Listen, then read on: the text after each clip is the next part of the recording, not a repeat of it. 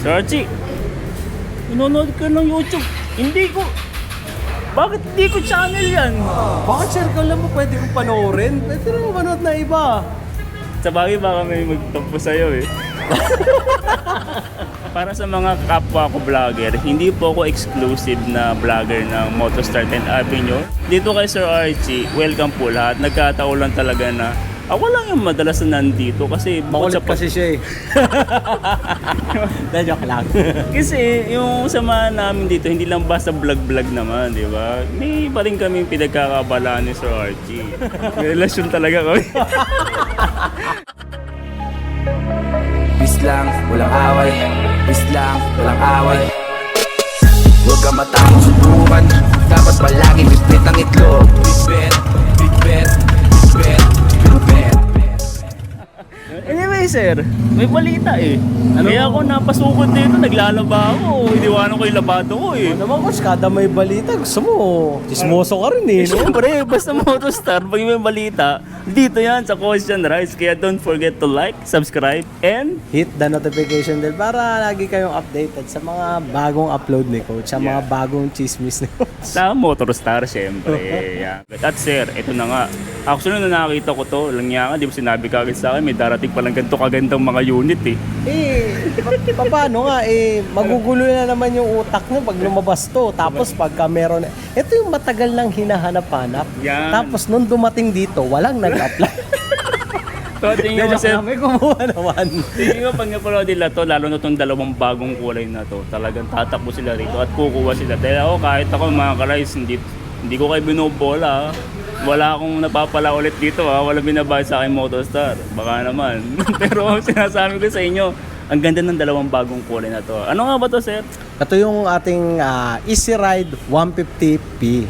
Yan, yung mga, kasi yung last video ni Coach, kung napansin nyo, red tsaka ano yun eh. Red tsaka blue ang na-feature doon. Ngayon, dumating yung bagong stock natin na white tsaka black. Grabe, ang ganda. At para dyan sa inyo mga ka-Rise, no, wala nang wag na itong patagalin, sir. Iikot na natin sila. Ikaw nang bahala. Kukuha na kita. Ikutin na ni Coach yan. Game. Sige, tara! Alam mo na.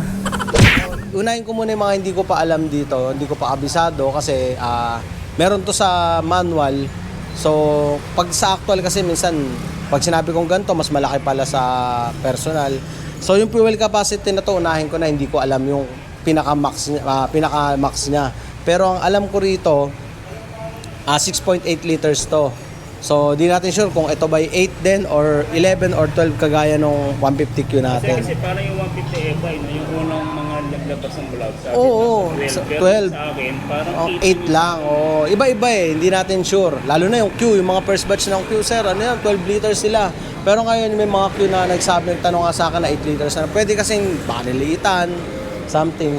So dito muna tayo sa napakagandang handlebar ng Easy Ride 150P. Yan, full stainless yan, sir. Hindi po kinakalawang yan. Pero pag sinabing hindi kinakalawang stainless, hindi nakakatakas sa stain yan. May mga stains pa rin yan. Pansinin mo, coach, para may kupas. Pero yung mga kupas na yan, napupunasan yan. May mga pinapahid yan para mawala. So, andito pa rin yung ating passing light. Meron din tayong high and low beam, horn. Tapos, ayan, makikita nyo yung dashboard natin. Yan, digital na yan, sir. Then, nandirito yung bulsa natin. Oh, yan. Meron diyang compartment na siguro, para sa akin, kasya na siguro rito yung basahan.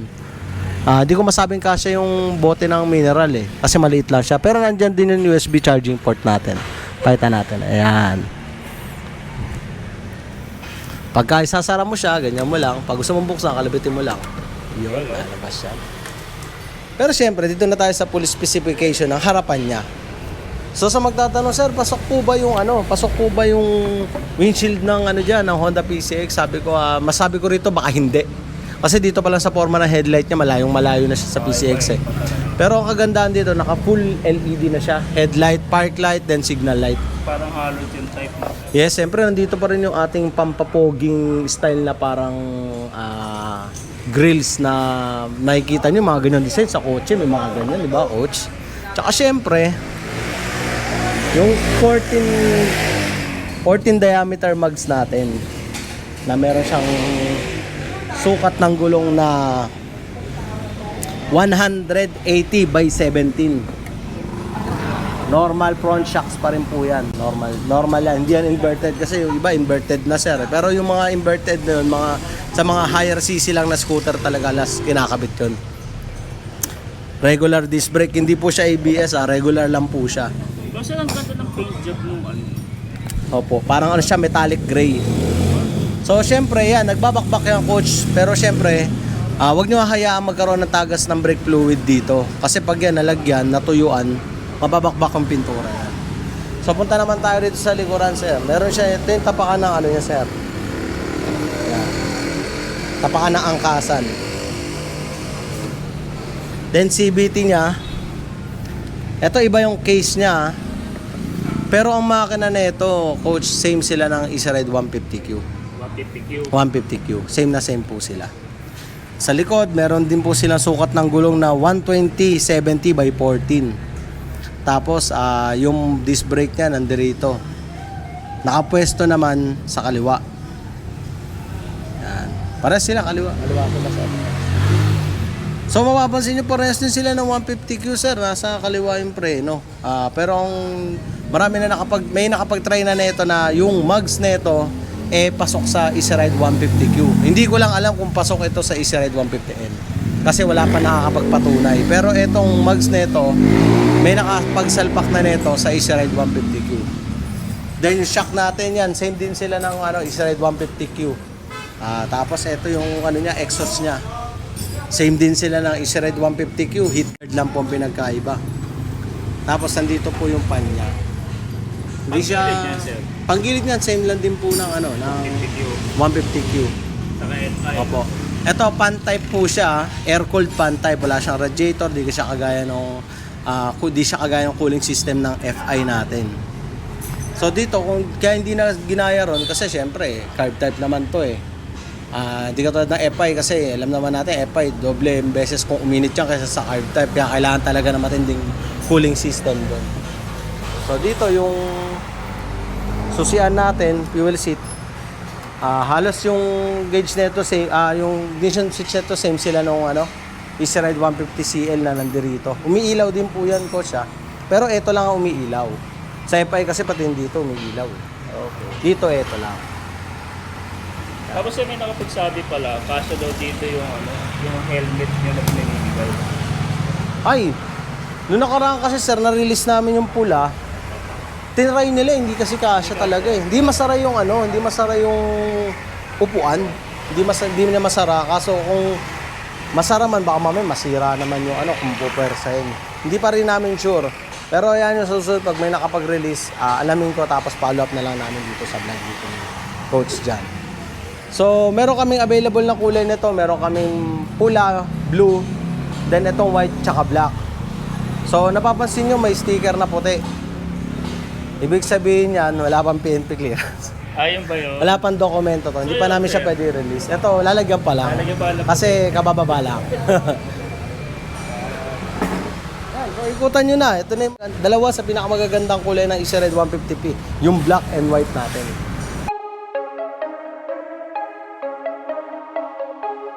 Yeah. Peace lang, walang away. Peace lang, walang away. Peace lang, walang away. Peace lang, walang away. Peace lang, walang away. Peace lang, walang away. Peace lang, walang away. Bit-bit lagi itlog, yan ang lagi sabi ni Coach. Dapat peace lang at walang away, yan lang ang maririnig mo. Laging kalmado lang sa gedli, at siya ay pa-easy-easy. Ride minsan ang gusto, minsan naman ay maglaro ng karate.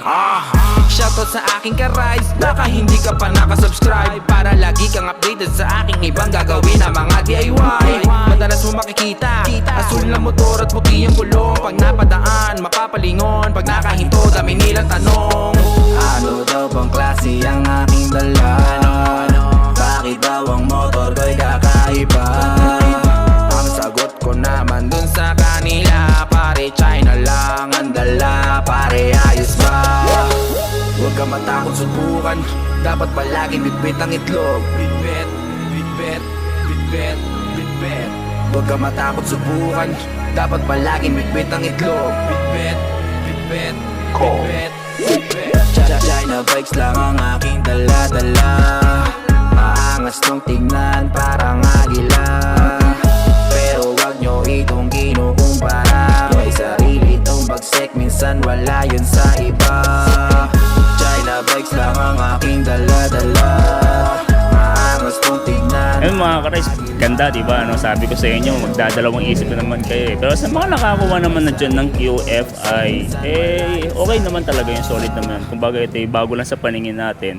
Matagal na to sa Visayas, Mindanao, nandito na ngayon sa Luzon, na inaabangan ng mga taga Luzon. Tapos shoutout sa ano dyan, mga taga Visayas, ang alam ko mga 2 weeks from now, ilo-launch na sa inyo yung 150 FI. Narinig ko nga, nababasa ko nga rin sa mga comment nila na waiting na raw sila ron, September 22 ata, or something yun, sinabi nila na meron na raw sa kanila. Kasi may tanong sa mga interesado na hindi pa nakakapanood nung unang vlog natin dito sa 150p. Magkano daw to? Ang SRP nito, coach, is 71,000 pesos. Yun. Then sa installment naman, meron tayong 9 Nabasa mo dyan? May kopya. 8,900 na down payment. Then pag kukunin mo siya ng 24 months is 4,341. May rebate pa po yun pagka updated po kayo maghulog. So sa mga magtatanong, sir, meron din po ba niya no higher down payment than low interest? Meron din po yan. Kasi nakasulat po dito. Yan, na hindi mo kabisado. Hindi ko kabisado. 23,100 po yung down payment niya. Then ang monthly niya sa 18 months is 3,161 po. May rebate po yan pag on or before due date. Yan. Tumatanggap din po kami rito ng cash basis kung gusto po ninyo mag-cash ng motor. Yun. So, tapos sir, ano, mga requirements pala. Requirements natin, syempre yung 2x2 picture, 2 valid ID, syempre isa ron lisensya, tsaka syempre yung LTMS online natin sa LTO. Kasi may mga nagrereklamo, ayaw gumawa nun eh. No? Bala sila kung ano nila. Di naman sila makakapag-release ng motor kahit saan kasa ngayon. Sir, mapa-branded yan man yan, mapa-cash nyo man yan, mapa-installment yan, hahanapin at hahanapin yan.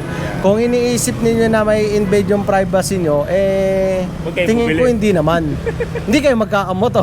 Diba? Hindi kasi yung kinukuha lang doon, i-screenshot nyo lang naman po yung full name, then yung full address nyo. Actually, yun lang. Tapos saka kinukuha naman talaga yung sir kahit hindi pa uso yung LTO, LTMS. Oo naman, kasi nga nagsiserox nga ng ID, di ba? Dinabigyan nyo ng detalye nyo ron, tapos yan pa kayang LTMS.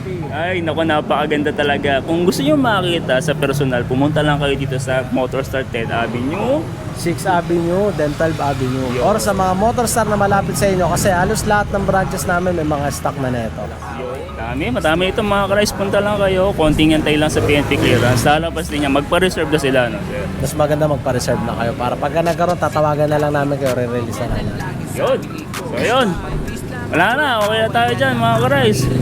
Always remember. Lagi nyo tatandaan ha, peace lang, walang away. Huwag kayo magtatampo. Wala ito naman yan. Hindi mo ko nanalo. Nalo ka na eh, lalatuwa mo naman kami.